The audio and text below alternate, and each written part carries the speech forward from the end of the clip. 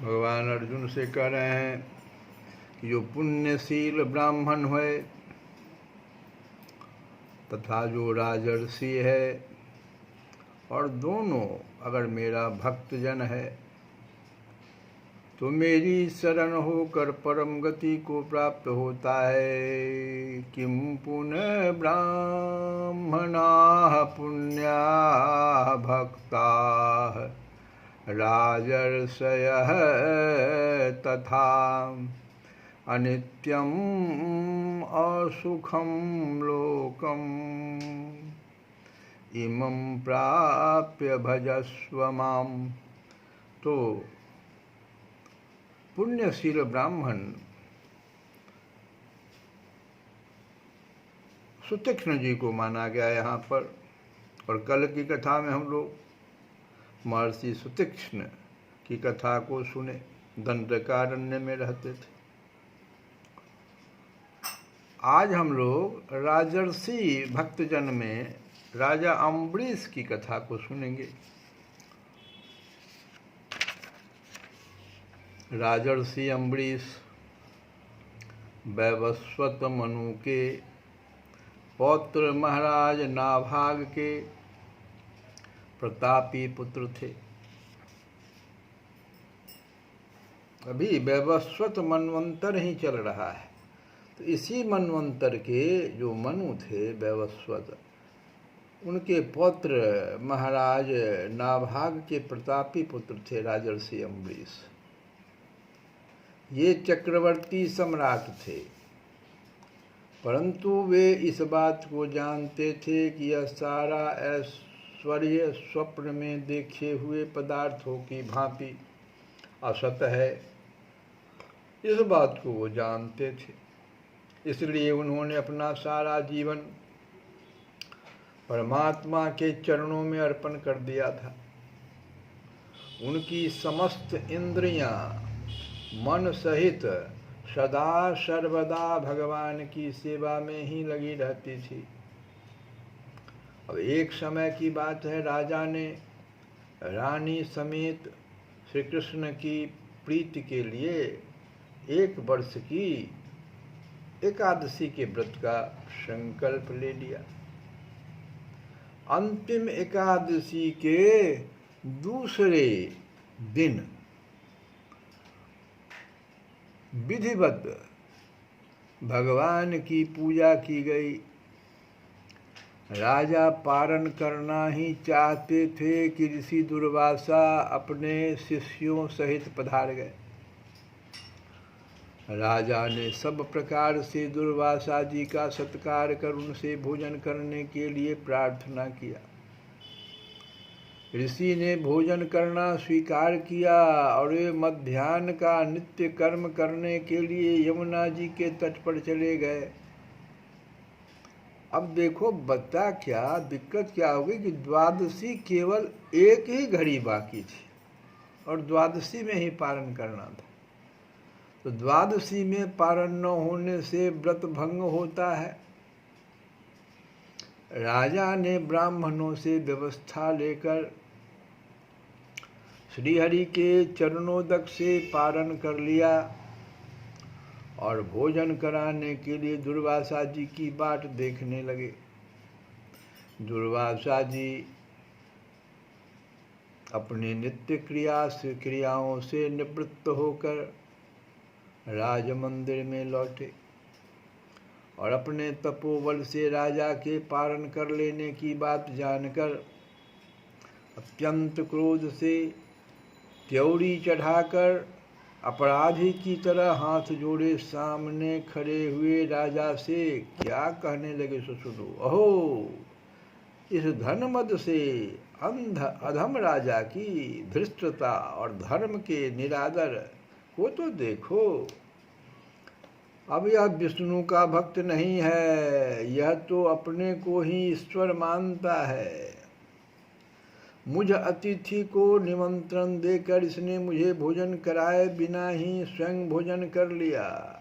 इसे अभी इसका फल चखाता हूँ। और यूं कहकर दुर्वासा जी ने मस्तक से एक जटा उखाड़कर जोर से उसे पृथ्वी पर पटका, जिससे तत्काल कालाग्नि के समान कृत्या नामक एक भयानक राक्षसी प्रकट हो गई और वह अपने चरणों की चोट से पृथ्वी को कपाती हुई तलवार हाथ में लिए राजा की ओर झपटी। परंतु भगवान पर दृढ़ भरोसा रखने वाले अम्बरीश ज्यों के त्यों वहाँ खड़े रहे। वे न पीछे हटे और न उन्हें किसी प्रकार का भय ही हुआ। जो समस्त संसार में परमात्मा को व्यापक समझता है, वह किससे क्यों डरे और कैसे डरे। कृत्या अम्बरीश तक पहुँच ही नहीं पाई थी कि भगवान के सुदर्शन चक्र ने कृत्या को उसी क्षण ऐसे भस्म कर दिया जैसे प्रचंड दावानल कुपित सर्प को भस्म कर डालता है। अब सुदर्शन ऋषि दुर्वासा की खबर लेने के लिए उनके पीछे चला। दुर्वासा बड़े घबराए और प्राण लेकर भागे। चक्र उनके पीछे पीछे चला। दुर्वासा 10 दिशाओं और 14 भुवनों में भटके, परंतु कहीं भी उन्हें ठहरने को ठौर नहीं मिली। किसी ने भी उन्हें आश्रय और अभयदान नहीं दिया। अंत में बेचारे बैकुंठ में गए और भगवान श्री विष्णु के चरणों में पड़कर गिड़गिड़ाते हुए बोले, हे प्रभु, मैंने आपके प्रभाव को न जानकर आपके भक्त का अपमान किया है, मुझे इस अपराध से छुड़ाइए। आपके नाम कीर्तन मात्र से ही नरक के जीव भी नरक के कष्टों से छूट जाते हैं, अतएव मेरा अपराध क्षमा कीजिए। भगवान क्या कहते हैं सो सुनो। भगवान ने कहा, हे ब्राह्मण, मैं भक्त के अधीन हूँ, स्वतंत्र नहीं हूँ। मुझे भक्तजन बड़े प्रिय हैं, मेरे हृदय पर उनका पूर्ण अधिकार है। जिन्होंने मुझको ही अपनी परम गति माना है, उन अपने परम भक्त सतपुरुषों के सामने मैं अपनी आत्मा और संपूर्ण श्री, जिसको लक्ष्मी भी कहते हैं, को भी कुछ नहीं समझता। जो भक्त मेरे लिए स्त्री, पुत्र, घर, परिवार, धन, प्राण, इस लोक और परलोक सबको त्याग कर केवल मेरा ही आश्रय लिए रहते हैं, उन्हें मैं कैसे छोड़ सकता हूँ। जैसे पतिव्रता स्त्री अपने शुद्ध प्रेम से श्रेष्ठ पति को बस में कर लेती है, उसी प्रकार मुझ में चित्त लगाने वाले सर्वत्र समदर्शी भक्तजन भी अपनी शुद्ध भक्ति से मुझे अपने बस में कर लेते हैं। और काल पाकर नष्ट होने वाले स्वर्ग आदि लोकों की तो गिनती ही क्या है। मेरी सेवा करने पर उन्हें जो 4 प्रकार की मुक्ति है, वो 4 प्रकार की मुक्ति कौन कौन है। तो पहला है सालोक्य, दूसरा है सामीप्य, तीसरा है सारूप्य और चौथा है सायुज्य। तो ये 4 प्रकार की मुक्ति मिलती है, उसे भी वे ग्रहण नहीं करते। मेरी सेवा करने पर उन्हें जो 4 प्रकार की मुक्ति मिलती है, उसे भी वे ग्रहण नहीं करते। मेरे प्रेम के सामने वे सबको तुच्छ समझते हैं। अंत में भगवान ने कहा कि तुम्हें अपनी रक्षा करनी हो तो हे ब्राह्मण, तुम्हारा कल्याण हो, तुम उसी महाभाग राजा अम्बरीश के समीप जाओ और उससे क्षमा मांगो, तभी तुमको शांति मिलेगी। भगवान की आज्ञा पाकर दुर्वासा जी लौट चले। इधर भक्त शिरोमणि अम्बरीश की विचित्र अवस्था थी। जब से दुर्वासा जी के पीछे चक्र चला था, तभी से राजर्षि अम्बरीश ऋषि के संताप से संतप्त हो रहे थे कि क्या हो गया। अम्बरीश जी ने मन में सोचा, ब्राह्मण भूखे चले गए हैं और मेरे ही कारण उन्हें मृत्यु भय से त्रस्त होकर इतना दौड़ना पड़ रहा है। इस अवस्था में मुझे भोजन करने का क्या अधिकार है। यों विचार कर राजा ने उसी क्षण से अन्न त्याग दिया और वे केवल जल पीकर रहने लगे। दुर्वासा जी के लौटकर आने में पूरा 1 वर्ष बीत गया। 1 वर्ष तक सुदर्शन उनको चारों ओर दौड़ाते रहे। और इधर राजा अम्बरीश 1 वर्ष तक अन्न को त्यागे हुए कि ब्राह्मण को क्या हो गया। परंतु अम्बरीश जी का व्रत नहीं टला। दुर्वासा जी ने आते ही राजा के चरण पकड़ लिए। राजा को बड़ा संकोच हुआ। उन्होंने बड़ी विनय के साथ सुदर्शन की स्तुति करते हुए कहा। अब राजा सुदर्शन की स्तुति करने लगे। यदि मेरे मन में दुर्वासा जी के प्रति जरा भी द्वेष न हो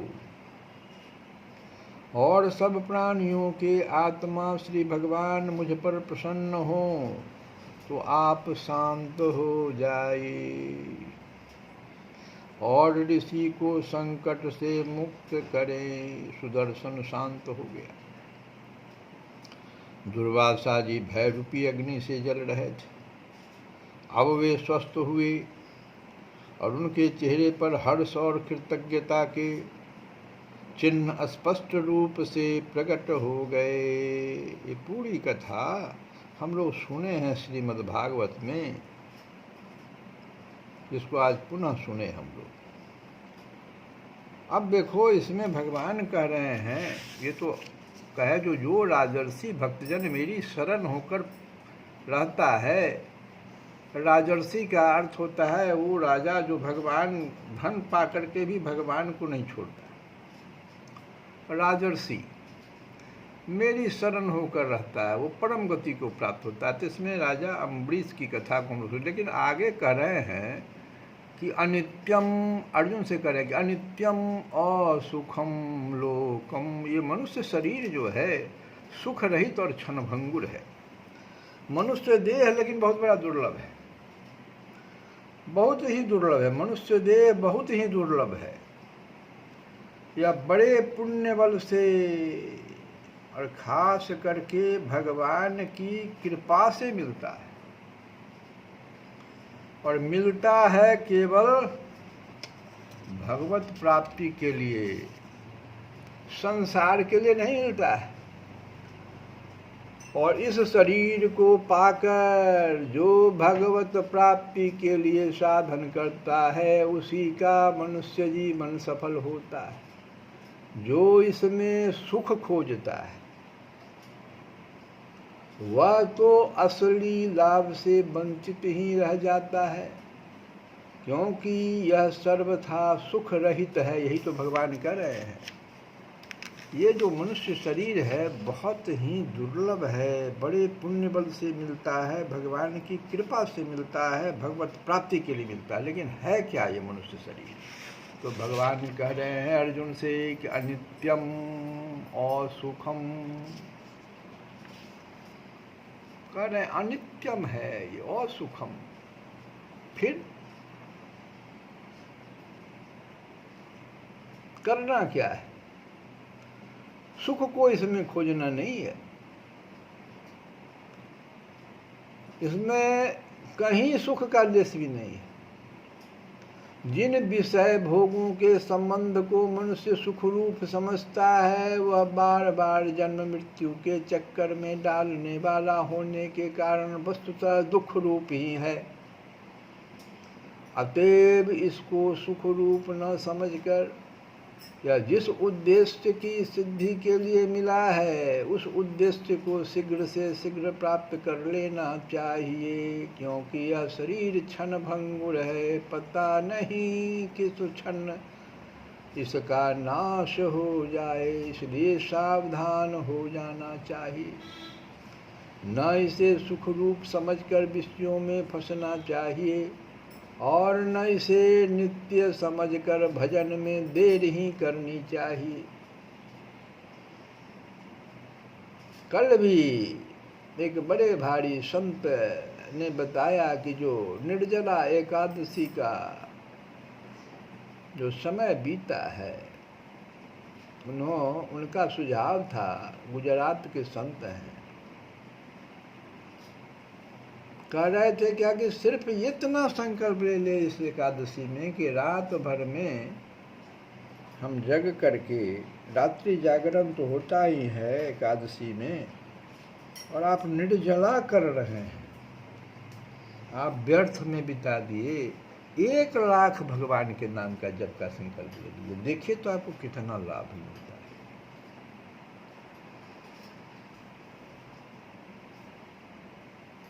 इसीलिए ये मानव शरीर को नित्य न समझकर भजन में देर नहीं करना चाहिए।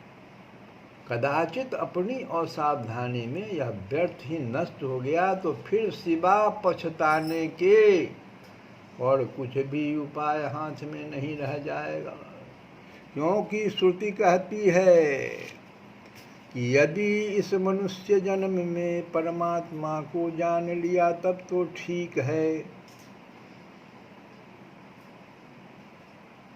और यदि उसे इस जन्म में नहीं जाना तब तो बड़ा भारी हानि है, केनोपनिषद में ही आया है। इसलिए भगवान कहते हैं कि ऐसे शरीर को पाकर नित्य निरंतर मेरा भजन ही करो, क्षण भर भी मुझे मत भूलो। तुलसी बाबा भी तो यही कह रहे हैं विनय पत्रिका में, जो भगवान गीता में कह रहे हैं, विनय पत्रिका में तुलसी बाबा भी कह रहे हैं कि मैं हरि पतित पावन सूने, मैं हरि पतित पावन सूने।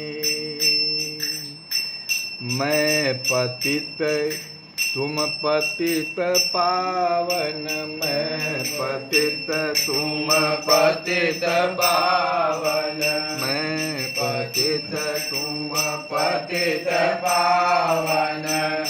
दो बानक बने, मैं हरि पतित पावन सुने, मैं हरि पतित पावन सुने। हे हरि, मैंने तुम्हें पतितों को पवित्र करने वाला सुना है, सो मैं तो पतित हूँ, मैं पतित, सो मैं तो पतित हूँ और तुम पतित पावन हो। मैं पतित तुम पतित पावन, मैं पतित तुम पतित पावन। लेकिन बस दोनों के ही बानक बन गए। बानक बनने का मतलब क्या है? दोनों का मेल मिल गया, एक पतित हो और एक पतित पावन हो, तो दोनों का मेल मिल गया। अब आगे तुलसी बाबा कहते हैं, व्याध गणिका गज अजामिल, व्याध गणिका गज अजामिल, व्याध गणिका गज अजामिल। साखी निगमनि भने, व्याध गणिका गज अजामिल, व्याध गणिका गज अजामिल। साखी निगम मने और अधम अनेक तारे, और अधम अनेक तारे, और अधम अनेक तारे। जात का पैगन में हरि पतित पावन, मैं हरि पतित पावन सुने, मैं हरि पतित पावन सुने। कहते हैं तुलसी बाबा की वेद साक्षी दे रहा है। साक्षी कौन दे रहा है? तो वेद कह रहा है कि तुमने, व्याध किसको कहते हैं? वाल्मीकि जी व्याध थे, तो तुमने व्याध वाल्मीकि को, व्याधा बताओ हमेशा हिंसा करते थे वाल्मीकि जी, और उनको भी, और वेश्या में पिंगला का नाम बता रहे हैं, गणिका में पिंगला वेश्या, और गजेंद्र और अजामिल को, तथा और भी अनेक नीचों को संसार सागर से पार कर दिया है, जिनकी गिनती ही किससे हो सकती है। फिर आगे कहते हैं, जानी नाम अजानी लेने, जानी नाम अजानी लेने, जान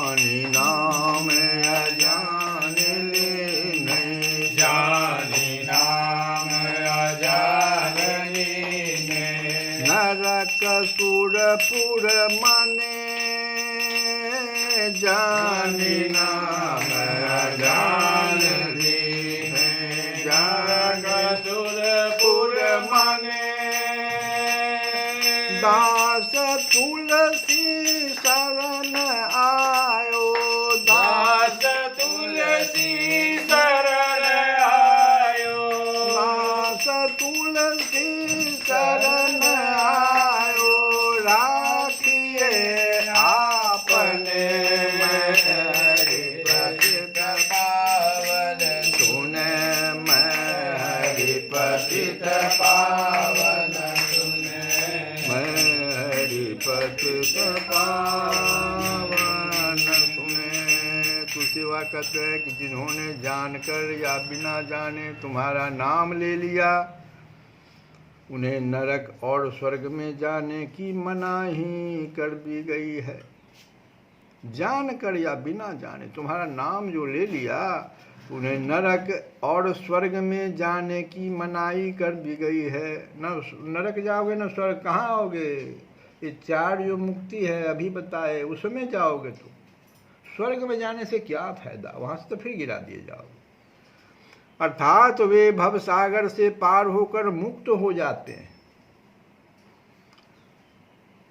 यह सब समझ बूझ कर तुलसी बाबा कहते हैं, यह सब समझ बूझ कर ही अब तुलसी भी तुम्हारी शरण में आया है। इसे भी अपना लो राखिए आपने राखिए आपने। श्री कृष्ण गोविंद हरे मुरारे।